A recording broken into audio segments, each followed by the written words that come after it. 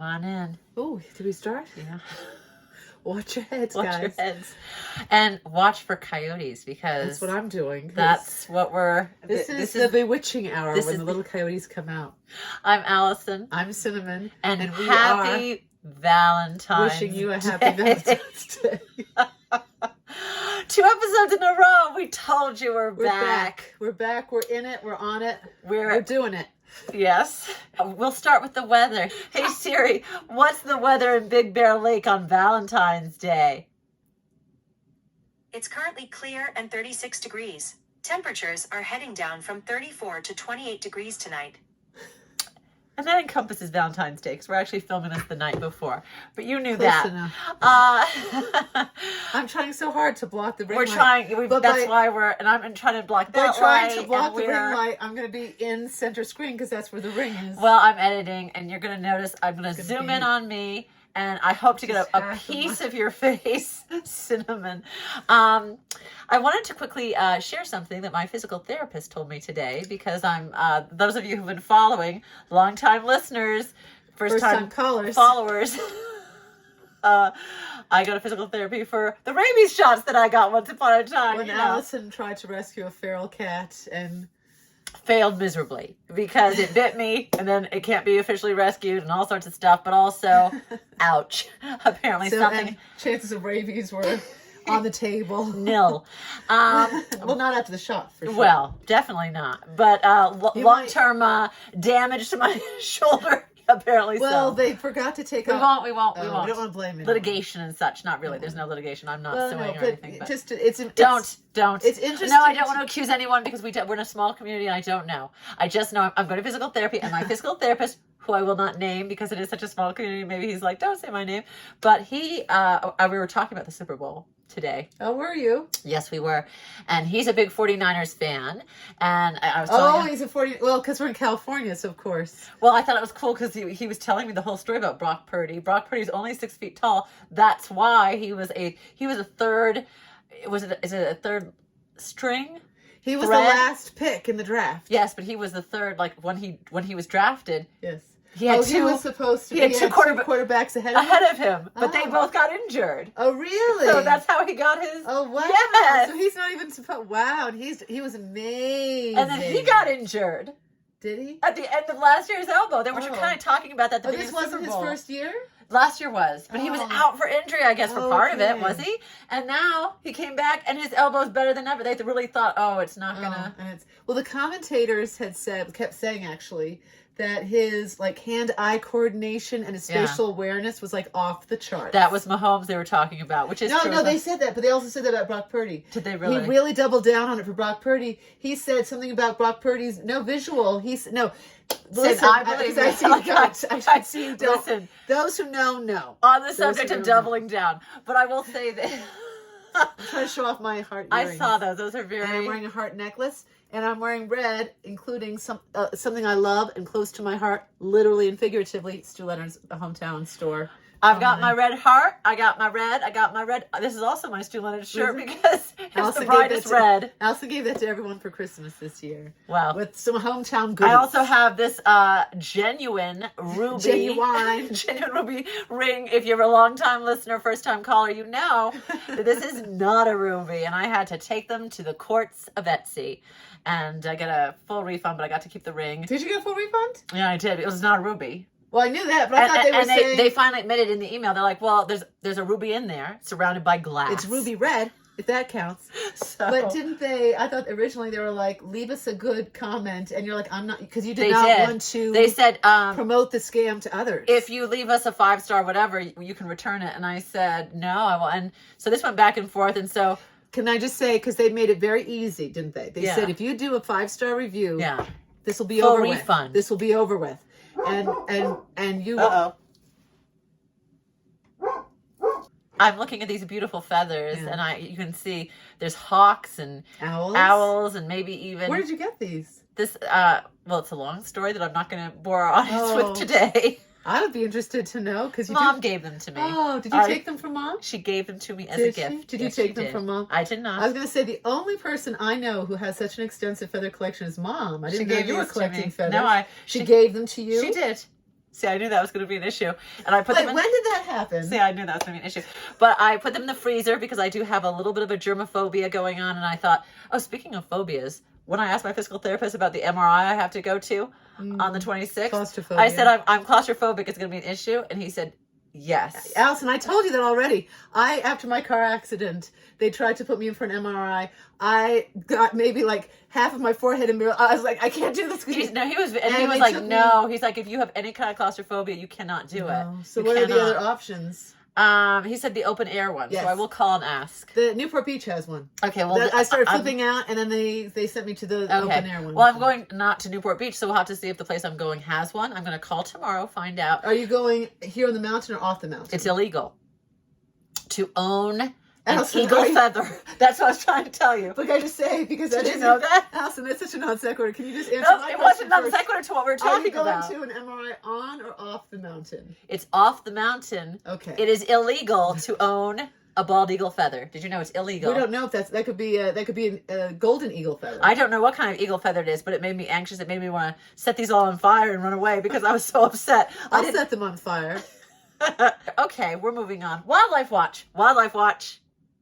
No. Words of the day. Words of the day. Words of the day. If you have your way, it must be something to say. The words of the day. I've got a couple quotes about love since it is Valentine. Choose your favorite, and that's the one you can I'm share. going to do two. They're very short. You're going to do one because I'm the MC. Well, you can edit. You can edit afterwards. You know what? The director doesn't have to edit if the director chooses not to edit. I think you need to think those thoughts and not say them out loud. I'm going to say this thought out loud. Choose one. I'm going to choose two, and here's why. They dovetail. They dovetail into Here's what I want you to do. Nicely. The first one is the one we'll use. Doves are the bird of love, aren't they?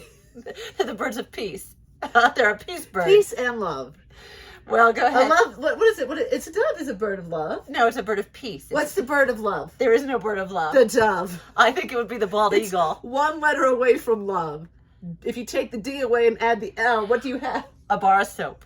All right, Sin. I was scrolling through like the top 128 or whatever love quotes, and really scrolling past them fast because there's a lot of doozies out there. Is that what you were doing as I was coming up the attic stairs? Yeah. I thought so. And I had to stop for one from Agatha Christie because she is one of my very favorite authors. I love Agatha Christie's, the novels, the movies, the TV shows, everything. And except for the most recent one because they went so far off script. No, speaking of going off script. Let's stick to our quotes. Yeah, this is just a small segment of the show. And that's not just The Haunting in Venice, but there's a couple ones in there that I'm talking about. Okay. Agatha Christie said, "It is a curious thought, but it is only when you see people looking ridiculous that you realize just how much you love them." Now, I hadn't experienced that, but I thought that was interesting that Agatha Christie said that. Wait, that when they're ridiculous, that's when you know you love them? Yeah. I haven't. That's not my... I wonder if she said this after she had just taken on a different personality and been found in a hotel missing for 11 days. And she was like, "Listen, sweetie. Do you love me?" It's after this ridiculous moment that you will love me even more. So I had to add that one, but I was like... Make sure I finish my sentences just a little bit. Sometimes and occasionally, but not always. Are you finished? So I had to add that one because it's Agatha Christie, but I also had to have another one that I understood and connected to because that was not it. And this one's from Maya Angelou, and she says, "Have enough courage to trust love one more time, and always one more time." I thought that was really beautiful. That is very beautiful. That's beautiful. All right. Wildlife Watch. Watch it. Let me see. But yeah, are they there yet? Because we may have even put a little bit of ready. Dinner. No, we didn't. We didn't. No, we didn't. Oh. No, we didn't. All right, what's our Wildlife Watch on the subject of love and doves? Hey, don't take all my jokes.